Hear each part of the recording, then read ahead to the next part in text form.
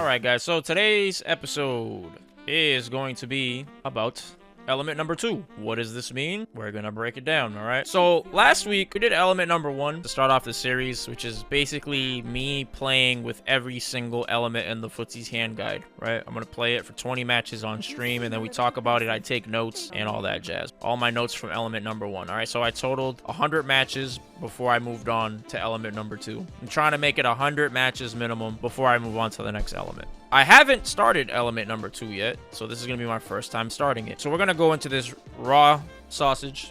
All right, this week's we are on element number 2. Element number 2, determine which of your combos and attack strings position your opponents barely outside of their effective reversal range. This is a very crucial word right here, okay? Especially when facing characters with greater mobility. One of the best ways to trick someone into wasting meter and handing you the match is by making yourself appear falsely vulnerable. So these are the 2 key words to make this element effective. Is you got to understand the ranges of your opponent's potential reversal attacks, and you have to make yourself appear falsely vulnerable. Okay, so you have to entice people to want to press buttons. There's no better example of this concept than the famous final exchange of the B3 Street Fighter Alpha 2 tournament. I think this is the one, yeah, against CR. Okay, so let's check this out. So basically what's happening here is you're gonna see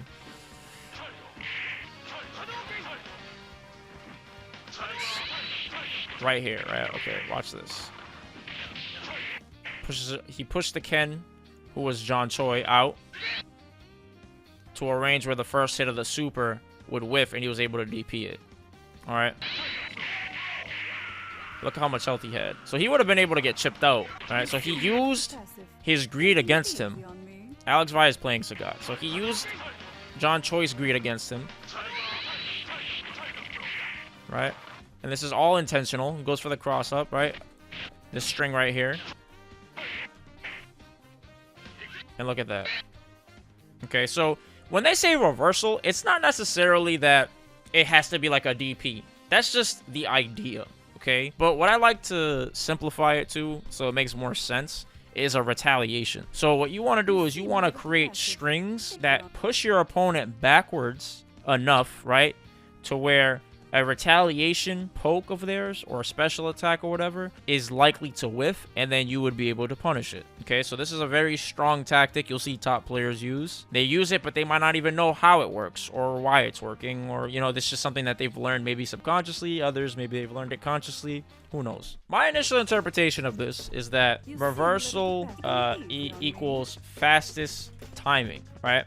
So we're trying to space ourselves out so that the fastest timed attack whiffs. So this is something that is important to keep in mind. Another interpretation of it is doesn't have to be limited to specials, especially effective versus pokes. Okay, so you know, like characters that have really strong pokes, like a Cammy stand medium kick, right?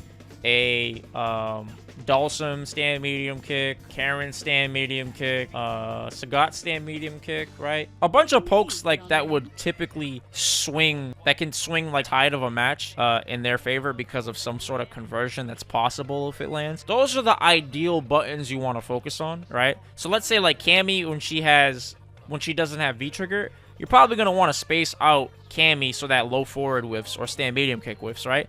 But when Cammy gets V-trigger, what button do you guys think we should be spacing out? Yes, crouching heavy punch. Crouching heavy punch is the button. So if I do a block string against Cammy when she has meter versus when she doesn't have V-meter, or V-trigger rather, I might want to use a completely different string. That's something that you'd want to keep in mind, right? So let's say like against Rose. One of the ways that you would practice this is simply figuring out what poke puts me outside of range of my opponent's furthest reaching attack. Because if you're outside of the range of the furthest reaching attack, then guess what? You're outside of the range of every other attack, guys. That's math, right? So now, because we know this, all I gotta do is figure out, like, okay, what poke, if I do max distance, she cannot hit me. Ah, stand jab? I mean, that kind of sucks because you have to be crouching, right? But let's try another button that hits crouching and standing. Ooh. Okay. Ooh. Ooh. You see this? So now let's reverse engineer. You guys know I like to talk about reverse engineering things. So now we know all we have to do is end our string at this spacing, with either of those pokes, with stand jab, stand medium kick, stand fierce, crouch fierce, right? We got to figure out a block string that when we push ourselves back, that stand heavy punch is going to whiff. So how do we do that? We have the maximum closeness, right? If I walk forward, I could push her a little bit, right? That's max closeness. If I just tap it, you see how I'm moving forward? So having a block string here means we're more likely to have multiple normals, right? But the further away you are, obviously, because of pushback, you're not going to have as much, you know, freedom in terms of what you can string up with. So what you want to do, right, is let's say we go to now this next range, which would be like just on the edge of throw range, right? This is most likely going to use 2 mediums or something like that, whatever, 2 pokes maximum. I highly doubt I'll be able to do 3 or anything like that, right? So we have a string for here, a string for here, and then when you want to get like extreme mastery of your spacing, this is when you learn the 1 poke spacings, which is what I talked about with this. So we kind of just talked about the hardest stuff first by showing max distance stand fierce, crouch fierce, stand medium kick. All of these put her outside of the range of a retaliation heavy punch, right? Bang. Bang. Bang, right? So now we know all of these buttons, if I can create that spacing, I have a guaranteed, Rose, you cannot do stand heavy punch against me.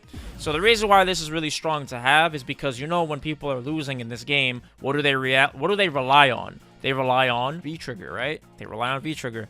So every character or every player that relies on these V-triggers, they have a certain route, a very common route that is like the best way to activate V-trigger, right? So we know with Rose, it's probably going to be stand fierce, because if she does stand fierce, right, she's extremely punishing. She's extremely plus 10, right? Let's say I go for a hit confirm, but, you know, I don't hit her at all. Then I'm like, okay, I didn't hit her, but now I'm at this range. Like, you know, during your hit confirm, right, you go for, let's say, a bunch of light attacks to confirm. You notice she blocks. Damn, she blocked it. Okay, so during the block string, it's at this point where you should have an alternate route, where you're like, okay, if any of this hits, obviously DP, right? But because none of it hit, I gotta figure out, how do I push myself away so I don't give her a V-trigger activation? You see what I'm saying? So characters with great mobility, they don't have to block string, they can just move back, right? But the thing is, if they move back, it might be too obvious, and it might not entice the person to press the button, because they might just confirm visually, oh, you're too far away, I can't press the button. So what you want to do is you want to entice them. You want to dangle a gold watch in front of them, so that way they are more likely to make the mistake out of greed or out of desperation, out of an emotional response. Okay, so this is something that's, I think everybody should learn this skill, because you'll learn how to mitigate endgame V-trigger desperation without taking much risk. You know what I'm saying? It's better for somebody to activate their V-trigger on block than for them to activate it on hit, right? But then what if it never makes contact at all, right? Now that's a big opportunity for you to capitalize on. That's basically what I'm trying to emphasize here. Alright, so it doesn't have to be limited to specials. It's especially effective against pokes, especially when the opponent is near V-trigger activation. What else do I see off of this? This is a great way to mitigate risk, gain a lot of intel on your opponent's behavioral shifts, if there are any, without committing too much risk. I think getting information without taking a lot of risk is very important, because you got to think of your health bar as a currency. It's like, why invest 90% of my health when my health is here, right? To get information. I have this information, which is great, but then if I make a mistake with that information while I'm trying to apply answers and solutions, I can die. Whereas I can get information and maybe mitigate, like, I lose like 25% of my health, and I'm over here. And even if I'm wrong with the information I have, I can take that many more mistakes and try to adjust. And then think about what it helps you with in the long term of the set. I use this one round, maybe instead of, me just trying to break my teeth and run through this opponent and KO them, I'm now using my health bar as a currency in exchange for intel and access to their mindset, their state of mind, their behaviors, their preferences, right? Their strategy. And then now I have, I lost one round, but now I have a deep understanding of my opponent. And the thing about understanding your opponent is it's very, very difficult to change your entire strategy. Like very few players do that, because so many players win like a rhythmic way. Like, people can adjust, but their adjustments are within the confines of what they've experienced, you know what I'm saying? So what that means is that some players, you introduce something to them, they don't know how to adjust to it until they lose the set, right? Not to say to abuse it, but that's just what I'm saying. Like, if you get enough information about the scope of the player's playstyle and their strengths and how far their strategy goes in terms of depth, then you realize, yo, I don't have to really play outside of this scope, right? I understand how far they can go. And the things that I'm doing, they would have to stop playing and actually watch the match to understand, because it's just so strong tactically, or it's so subtle, right? Near V-trigger activation is a great time to perform this tactic. Great way to mitigate risk, right? And you can induce hesitation in your opponent, which is, I think this is key. I think this is crucial. Hesitation is huge in my opinion. If you make your opponent hesitate, that means they're outside of their rhythm. All right. The difference between waiting and hesitating is the former operates from concern and patience, while the latter operates from worry and fear. So it's healthy to be concerned, because that means you obviously assess the repercussions of the things that you're doing, right? But being worried is it's a detriment to what you're trying to accomplish, because it's rooted in fear. Being worried, it's like sustained, right, for a longer period of time. Concern, it's like you're immediately looking at the options, thinking of the outcomes, and you're keeping it in mind while you still move forward, right? But when you're worried, you're operating from the past or a fear of the future. You see what I'm saying? But being concerned is healthy, but being worried is like, it can throw you for a loop. It can destroy everything that you've built up to that moment. This is where, like, the smart players need to figure out how to balance thinking with their emotions, because you can think and not be mindless. If you're mindless, then you start putting yourself in bad situations, right? But you can't be overly worried or in fear of something. You have to be concerned and be like, all right, well, this is something I genuinely have to keep in mind of, this tool set, right? Because if I allow this thing to happen, or if it does happen, there's a greater chance of me being in a bad situation. Not the end of the world. I can still win, but I just know what I want to work towards. You want to have, like, more of a positive centered focus. What am I working towards instead of what am I working away from? Does that make sense? Let's check this out. So we'll play some Sagat, and we will see what we find, right? We can put Zeku, right? Alright, so let's try this. Let's try to figure out. Okay, he pushes me away. So he's expecting me to maybe retaliate? I don't know. Right. Let's see. So I can use fireballs as a way of doing exactly what I told you guys. Ooh, okay. So that forward heavy kick.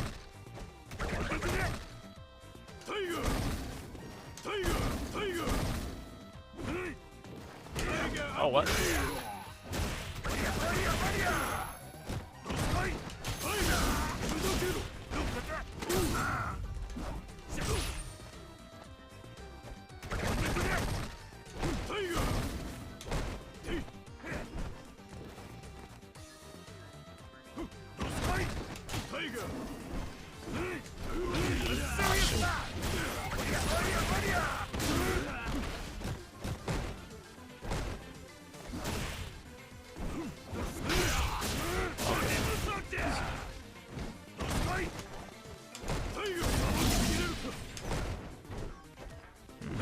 I was trying to walk back out of that.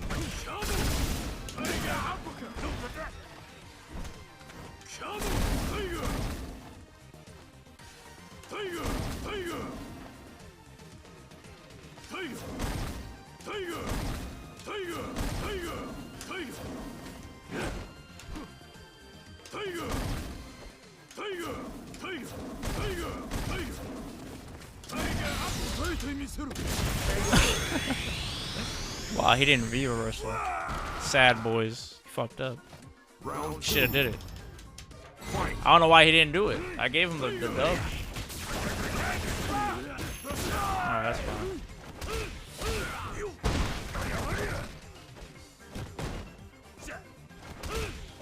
Okay. Ah.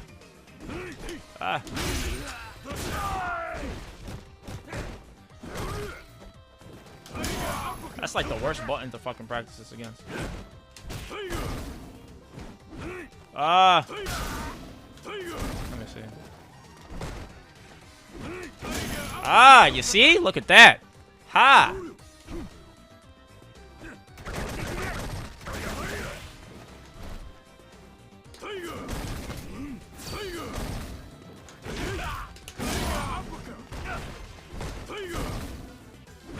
Oh, I was trying to walk back.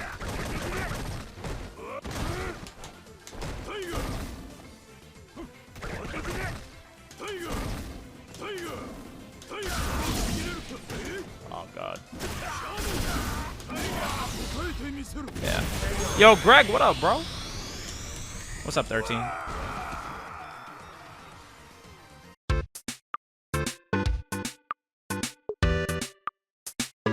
Orangutan, not gorilla. I'm gonna go orangutan, watch. Yep. Yep.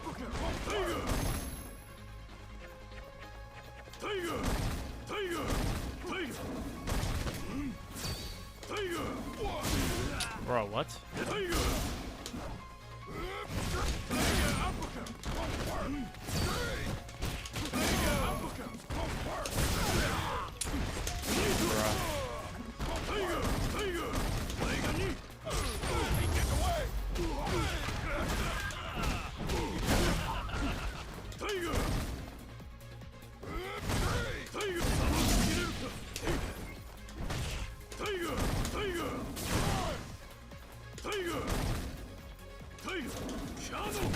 I knew it. I knew you were gonna get hit by that. Of course. Of course. I just did it as soon as I threw it. I was like, I know he's gonna V-skill this shit.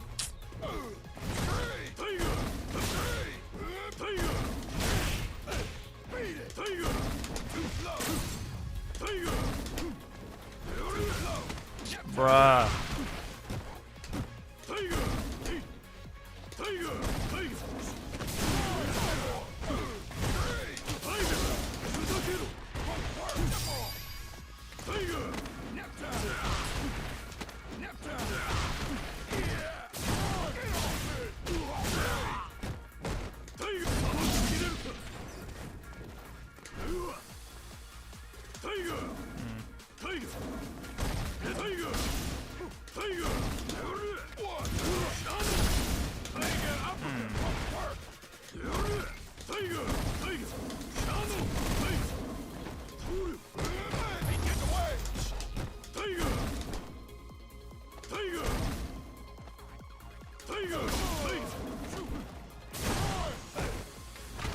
Ah, fuck.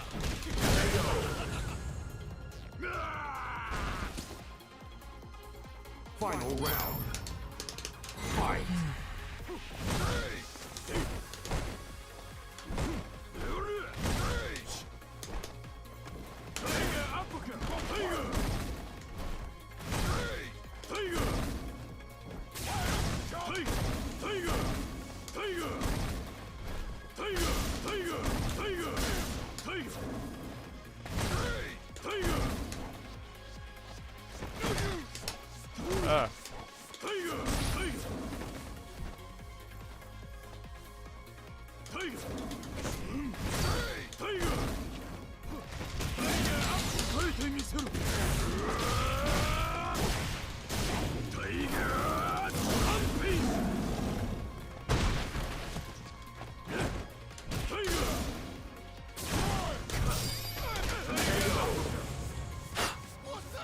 Hold that shit, motherfucker. Ha.